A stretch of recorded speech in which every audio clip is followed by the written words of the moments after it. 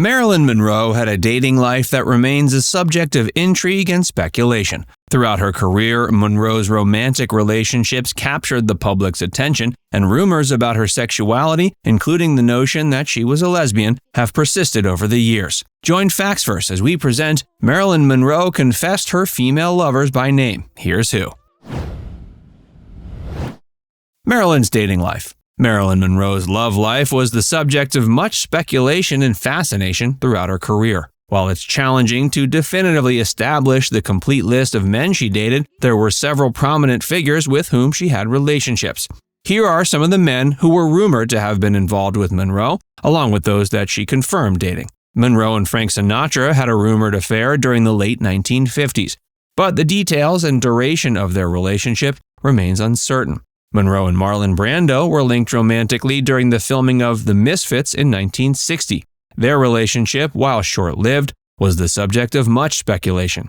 During the filming of Let's Make Love in 1960, Monroe had an alleged affair with French actor Yves Montand, which caused tension in his marriage. There's been ongoing speculation about Marilyn's involvement with President John F. Kennedy. While the exact nature of their relationship has been disputed, it's widely believed they had a brief affair. Her connection with Robert Kennedy, John's brother, is also the subject of rumors and speculation. Reports suggest they had a relationship, though the details remain unclear as well. Marilyn's marriages.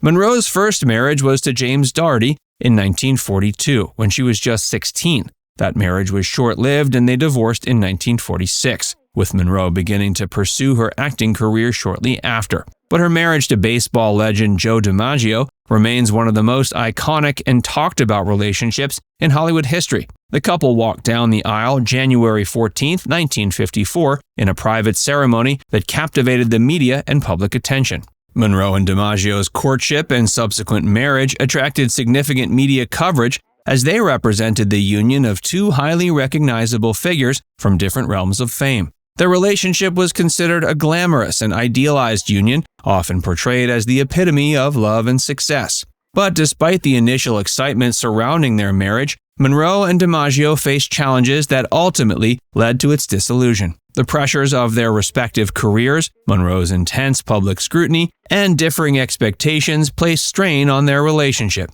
DiMaggio, a private and fiercely protective person, struggled with Monroe's status as a sex symbol and the constant attention it brought. Their marriage lasted a mere 9 months, with Monroe filing for divorce in October of 1954. Though the exact reasons for the separation aren't fully known, reports suggest that their differing lifestyles, conflicting schedules, and DiMaggio's possessiveness were contributing factors. Despite the split, they maintained a connection and briefly reconciled in 1955. But the relationship didn't withstand the pressures and complexities they faced. In the years following the divorce, Monroe and DiMaggio remained on amicable terms, and he continued to be a supportive presence in her life. When she passed away in 1962, Joe was devastated and played a prominent role in her funeral arrangements and memorial services. Marilyn next married renowned playwright Arthur Miller. The two influential figures tied the knot June 29, 1956, in a private ceremony attended by close friends and family. Their relationship began in 1951 when they met through a mutual friend. Miller, an esteemed playwright known for works like Death of a Salesman and The Crucible, saw in Monroe a vibrant and captivating woman who defied the stereotypes associated with her public image.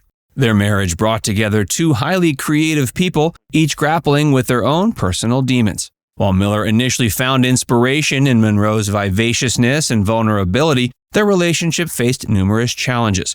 The disparity in their lifestyles, with Miller favoring a more intellectual and politically driven world, while Monroe navigated the pressures of Hollywood, often led to clashes and misunderstandings. And Monroe's struggles with mental health and the pressures of fame further complicated their marriage. Despite those challenges, they shared moments of happiness and creative collaboration. Miller penned the screenplay for the film The Misfits, specifically written for Monroe. But the marriage ended in 1961. Ending the relationship after nearly 5 years. Marilyn and Natasha. Monroe's relationship with Natasha Lytis played a significant role in her early career and personal life. Natasha, a drama coach and actress, became Monroe's acting mentor and close companion during a pivotal period in her rise to stardom. Leites began working with Monroe in the late 40s, helping her develop her acting skills and refine her craft. Under Leites' guidance, Monroe made significant progress in honing her acting abilities and gaining confidence in her performances. But their relationship extended beyond a professional mentorship. It's widely believed that the two were involved in a romantic relationship during their time together. Though both parties were discreet about the nature of their connection, there were indications of a deeper emotional and intimate bond. Though, according to reports, Marilyn once confided in her friend, Ted Jordan, that she and Natasha were indeed in a relationship. She's reported as saying about the relationship, quote, "Sex is something you do with people you like. What could be wrong with a natural act?" Natasha's influence on Monroe's life was both positive and challenging. While she provided guidance and support, she also exerted control over Monroe's personal and professional decisions, which led to conflicts that strained their relationship. Marilyn and Marlene and Barbara. The rumor suggesting a romantic involvement between Monroe and Marlene Dietrich originated from a controversial biography written by Anthony Summers.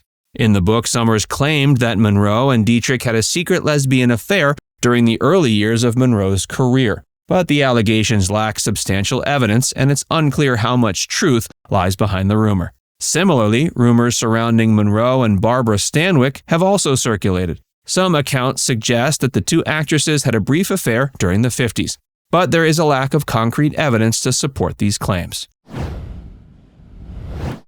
Marilyn and Joan. The relationship between Marilyn Monroe and Joan Crawford has been a subject of speculation among fans and scholars of Hollywood history. For a while, there were only whispers and rumors that the two engaged in a brief romantic affair.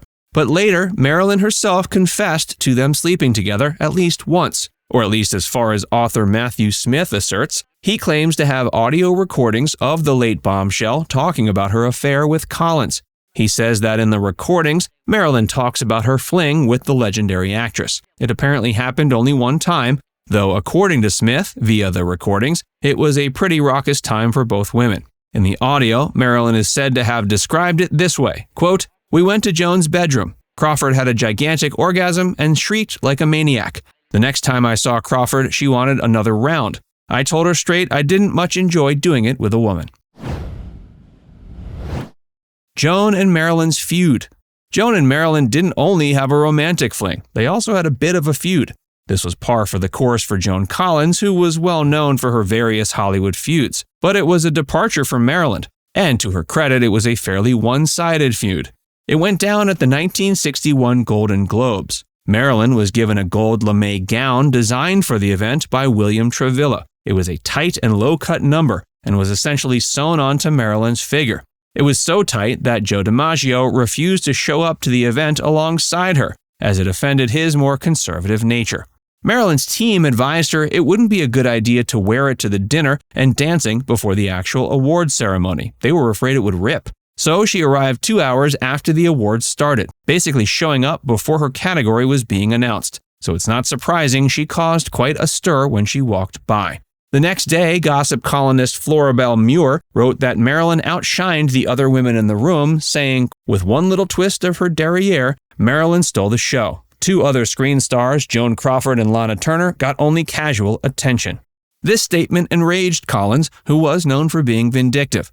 So she went to her friend, gossip columnist Bob Thomas, and basically took Marilyn to task. She said, "Those of us in the industry just shuddered. Sex plays a tremendously important part in every person's life, but they don't like to see it flaunted in their faces. The publicity has gone too far." It was a pretty major diss from the actress. Marilyn, to her credit, didn't take the bait. She released a statement praising Joan, saying that Joan had always been a symbol of kindness, and even went as far as to say perhaps Joan had been talking impulsively without thinking. Marilyn's statement also said, "All I could think of was, why should she select me to blast? She's a great star. I'm just starting." Now it's time to hear from you.